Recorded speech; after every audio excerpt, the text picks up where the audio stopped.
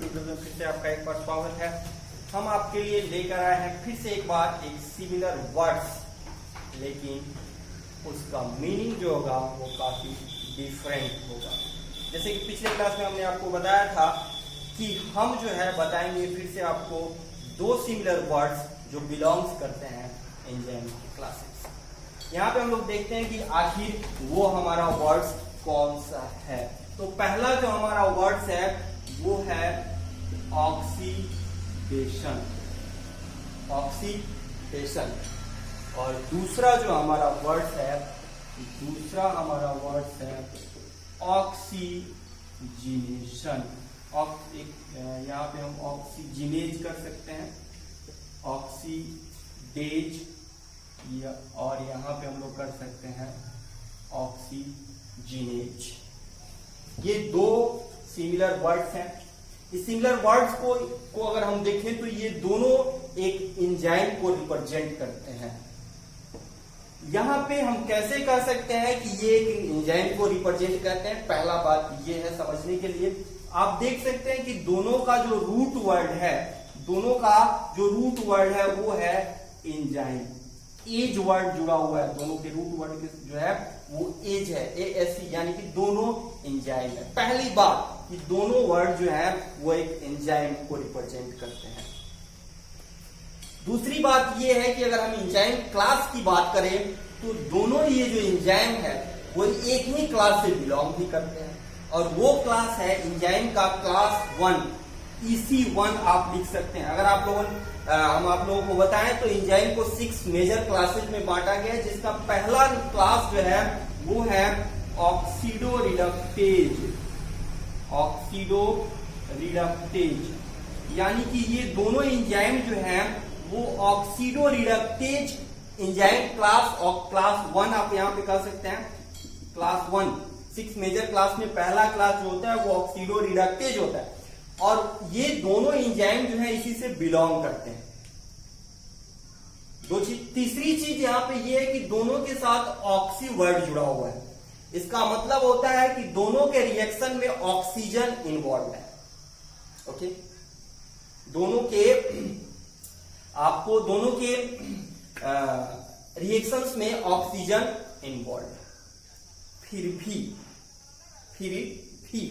अगर आपको एक क्वेश्चन दिया जाता है कि all oxidation reactions are called oxygenation reaction. अगर आपको मालूम नहीं है कि ये दोनों जो एंजाइम्स हैं वो अलग अलग रिएक्शंस को कैटालाइज करते हैं, अलग अलग रिएक्शंस को रिप्रेजेंट कर कैटालाइज करते हैं, इन्वॉल्व होते हैं अलग अलग रिएक्शंस में, तो आप जो है इस लाइंस को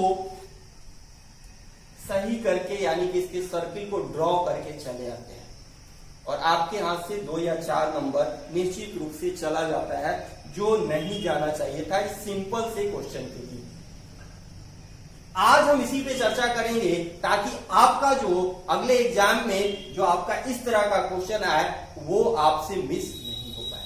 हम यहाँ पे जानेंगे कि सिमिलर क्लास, सिमिलर थिंग्स और सिमिलर पार्टिकुलर रिएजेंट आप बोल सकते हैं कि दोनों में ऑक्सीजन इन्वॉल्व होता है, होने के बावजूद भी ऐसा क्या होता है कि दोनों एक दूसरे से अलग अलग हैं। वही चीज हम यहाँ पे जानने की कोशिश करेंगे। तो सबसे पहले अगर हम ऑक्सीडेशन की बात करें, यहां पे मिटा देते हैं, हमने आपको बता दिया है कि दोनों एक ही क्लास से बिलोंग करते हैं। सबसे पहले अगर हम लोग ऑक्सीडेज की बात करें तो चूंकि हमने बात की है यहाँ पे ऑक्सीजन वर्ड हम लोगों ने यहाँ पे लिया है, ऑक्सीजन वर्ड को चूज किया, तो अगर ऑक्सीजन ट्रांसफर के बेसिस पे बात करें तो गेन ऑफ ऑक्सीजन आप लिख सकते हैं, ऑक्सीजन, गेन ऑफ ऑक्सीजन,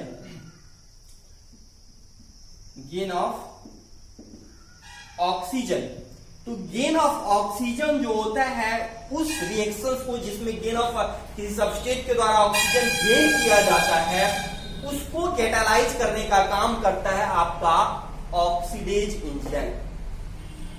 लेकिन इसके साथ साथ ऑक्सीडेज एंजाइम इसके साथ साथ वैसे रिएक्शंस को भी कैटालाइज करता है जिसमें डायरेक्ट गेन ऑफ ऑक्सीजन नहीं होता है।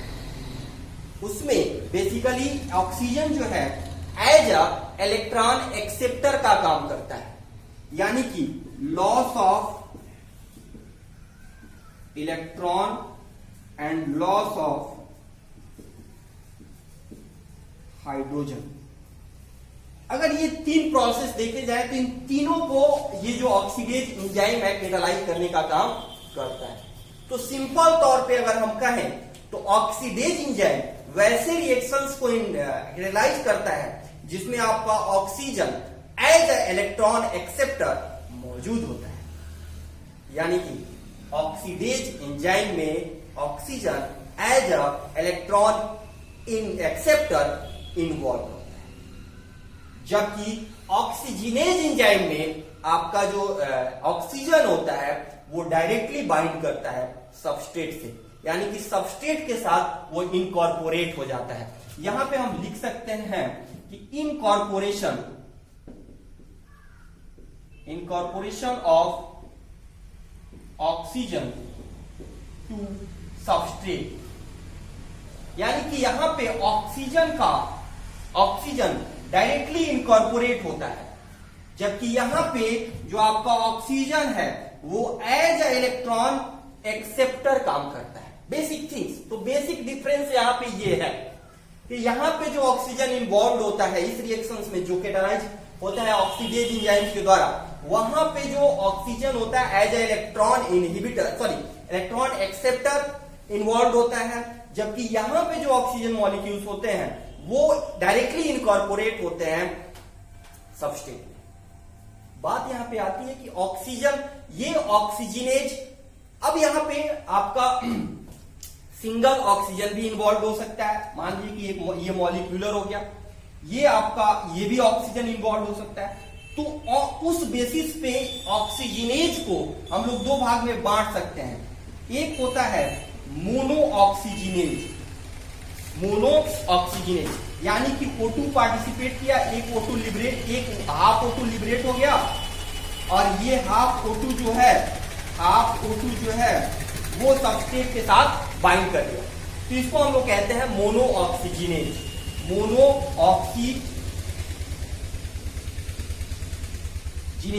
जिसमें हाफ O2 लिबरेट हो जाता है बाहर और हाफ O2 जो है वो सबस्ट्रेट के साथ बाइंड कर जाता है, सबस्ट्रेट में इनकॉर्पोरेट हो जाते हैं। दूसरा होता है डाई ऑक्सीजनेज।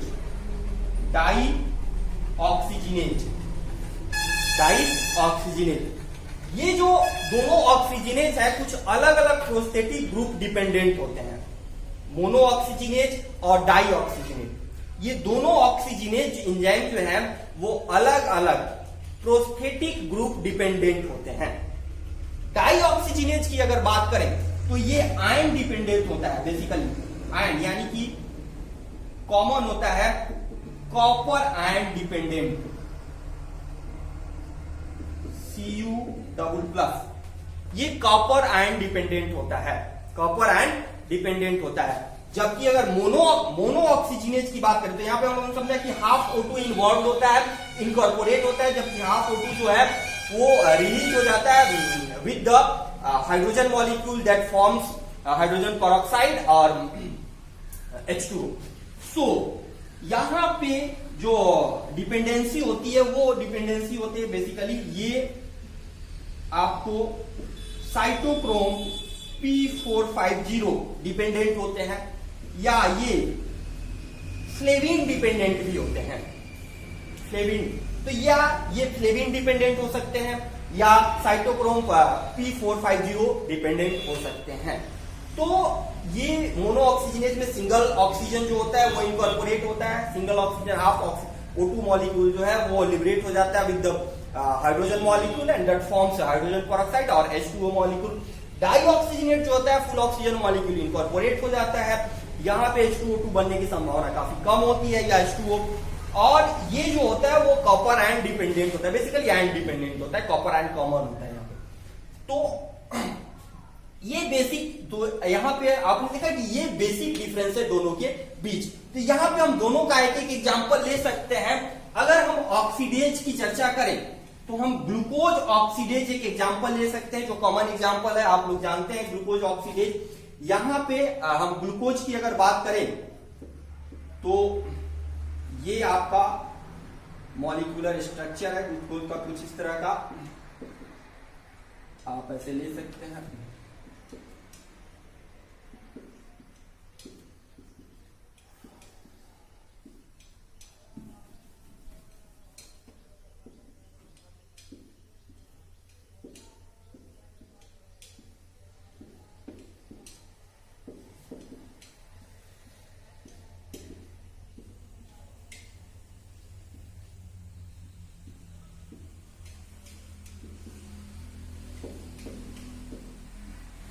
यहां पे आप जो है, अगर यहां पे हम लोग ग्लूकोज ऑक्सीडेज की चर्चा करें, ग्लूकोज ऑक्सीडेज की चर्चा करें तो हमको बेसिक इस चीज को ध्यान में रखना है। यहां पे जो होता है हाइड्रोजन मॉलिक्यूल जो होता है in the presence of glucose oxidase, आपका हाइड्रोजन मॉलिक्यूल जो होता है वो रिमूव हो जाता है। ऑक्सीडेज एंजाइम की हम लोग चर्चा करें, हाइड्रोजन मॉलिक्यूल हमने कहा था कि loss of hydrogen is called oxidation, catalyzed by the oxidase enzyme. So in presence of glucose oxidase, oxygen molecule on the number of carbon anomeric carbon, hydrogen liberate the one molecule of hydrogen, चाहे proton आप कह सकते हैं। तो यहां से ये बना लेता है, आप कह सकते हैं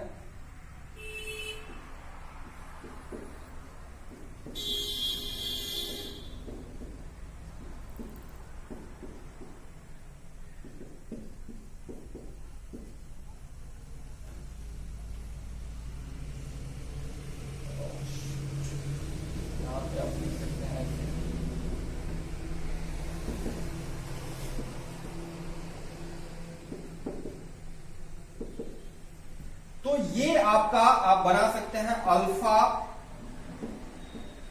ग्लूकोज डेल्टा लैक्टोन इसको कहते हैं।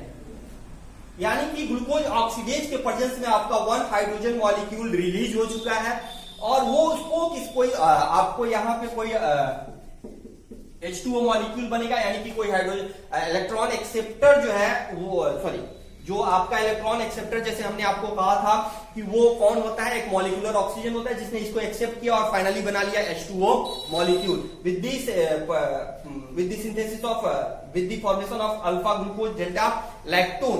यहां पे आप देख सकते हैं कि अगर हम ऑक्सीजन मॉलिक्यूल को यहां पे काउंट करें तो 1 2 3 4 5 और 6, यहां भी हम काउंट कर सकते हैं तो 1 2 3 4 5 और 6, यानी कि पहले जो हमारा ऑक्सीजन मॉलिक्यूल था ग्लूकोज मॉलिक्यूल में वो भी वही अब भी प्रेजेंस है, यानी कि कोई दूसरा ऑक्सीजन मॉलिक्यूल इनकॉर्पोरेट नहीं हुआ है।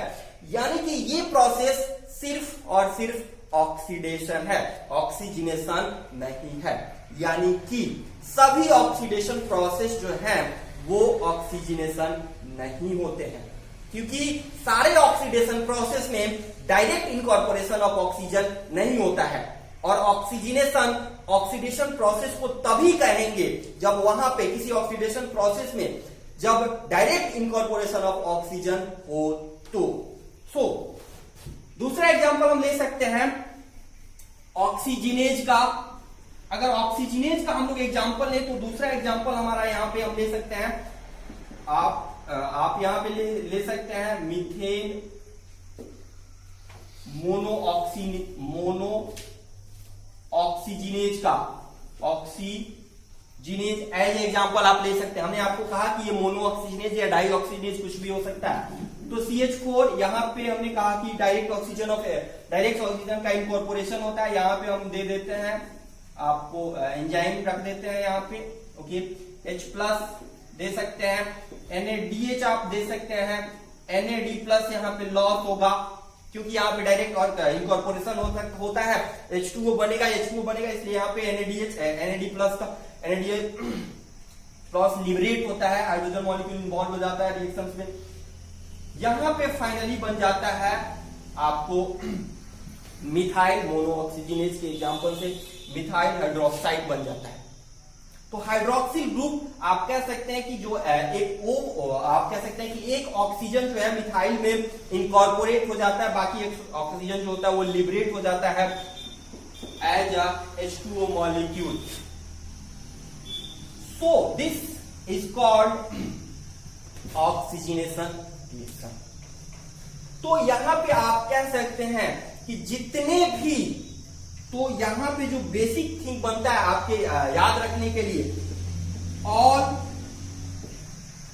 Oxygenation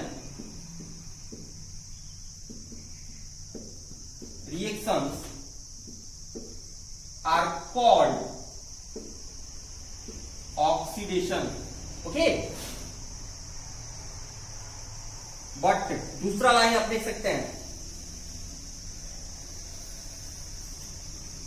all oxidation reactions are not oxygenation reaction.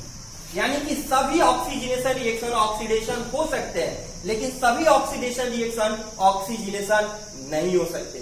तो ये दो लाइन सबसे आपके लिए इंपॉर्टेंट है. आप डिफरेंशिएट कर सकते हैं यहाँ पे ऑक्सीडेज और ऑक्सीजनेज में, जो सिमिलर वर्ड है, बट आपने अभी देखा कि सिमिलर वर्ड है, सिमिलर क्लास से बिलोंग करते हैं, सिमिलर रिएजेंट यहाँ पे इन्वॉल्व होता है, लेकिन मीनिंग इनका काफी डिफरेंस होता है. रिएक्शन जो ये कैटालाइज करते हैं वो काफी डिफरेंस होते हैं. आपका नेम से आप कंफ्यूज हो सकते हैं, इसीलिए ये सिमिलर वर्ड्स सिमिलर तो हैं, लेकिन इनके बीच कुछ ना कुछ है. तो कुछ तो है. में आपने देखा कि ऑक्सीडेज और ऑक्सीजनेज जो है कैसे एक दूसरे से काफी अलग है. नाम जो इनका है वो सिमिलर है, क्लास सिमिलर है. आपको रिएजेंट यहाँ पे ऑक्सीजन ही शामिल है. तो इसी तरह के अगले वीडियो के साथ हम फिर एक बार मिलेंगे, जिसमें हम लाएंगे आपके लिए एक similar word from the branch of cell biology. तो wait and watch for my next video, और बने रहिए नेट क्रैकर वीडियो ट्यूटोरियल्स के साथ. सब्सक्राइब कीजिए, लाइक कीजिए और बेल आइकन को दबाइए, ताकि हम इस तरह का वीडियो और बाकी सारे प्रिपरेटरी वीडियो जो आपके लिए प्रिपरेशन के लिए डीबीटी और CSIR ICMR गेट के लिए आपके लिए फायदेमंद होंगे, हम आप तक सबसे पहले पहुंचा सकें.